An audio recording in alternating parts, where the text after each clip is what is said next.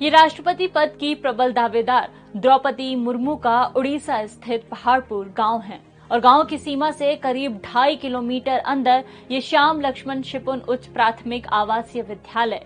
यह विद्यालय कभी द्रौपदी मुर्मू का घर हुआ करता था, लेकिन ऐसा क्या हुआ कि द्रौपदी मुर्मू ने अपने घर को स्कूल बना दिया। जवाब है 4 साल के अंदर इस घर ने 3 शोक झेले। 2010 से 2014 के बीच उनके 2 बेटों और पति की मौत। देखिए द्रौपदी मुर्मू की लाइफ की ट्रेजेडी और उससे उबरने की पूरी कहानी।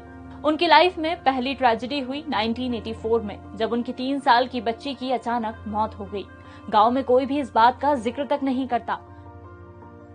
इसके बाद उन्हें दूसरा बड़ा सदमा लगा 25 अक्टूबर 2010 को, जब उनके बड़े बेटे लक्ष्मण मुर्मू की मौत हुई। द्रौपदी की भाभी बताती हैं, जब बड़े बेटे की मौत हुई थी तब द्रौपदी 6 महीने तक डिप्रेशन से उभर नहीं पाई थी। इससे उभरने के लिए उन्होंने अध्यात्म का सहारा लिया।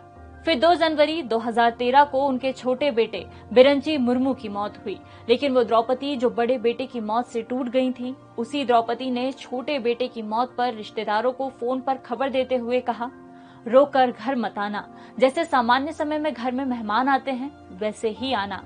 इसके बाद 1 अक्टूबर 2014 को उनके पति श्याम चरण मुर्मू की भी मौत हो गई। विद्यालय के आंगन में लगी ये मूर्तियां दोनों बेटों और पति की है। जब बड़े बेटे की मौत हुई तो द्रौपदी बिल्कुल टूट गई थी, लेकिन छोटे बेटे की मौत के वक्त उन्होंने दृढ़ता से हालातों का सामना किया। मदद मिली मेडिटेशन से। इस बारे में रायरंगपुर में ब्रह्म कुमारी संस्थान की मुखिया ने दैनिक भास्कर को बताया, जब बड़े बेटे की मौत हुई थी तो द्रौपदी अंदर से हिल गई थी।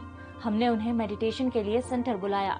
समय की पाबंद द्रौपदी 2014 तक सेंटर आती नहीं। गवर्नर बनने के बाद भी वो 1-2 बार आई। द्रौपदी अपने साथ हमेशा एक ट्रांसलाइट और शिव बाबा की छोटी पुस्तिका रखती हैं, ताकि कहीं दूसरी जगह जाने पर भी उनका ध्यान का क्रम न टूटे। रायरंगपुर के उनके घर में ये उनका पूजा का कमरा है, ठीक बिल्कुल वैसा ही जैसा ब्रह्म कुमारी सेंटर का। गुरु की तस्वीर, उसके ऊपर लाल रंग की ट्रांसलाइट। इसी ट्रांसलाइट से निकलने वाली रोशनी का वो ध्यान करती हैं। इससे शिव बाबा का निरंकार रूप माना जाता है।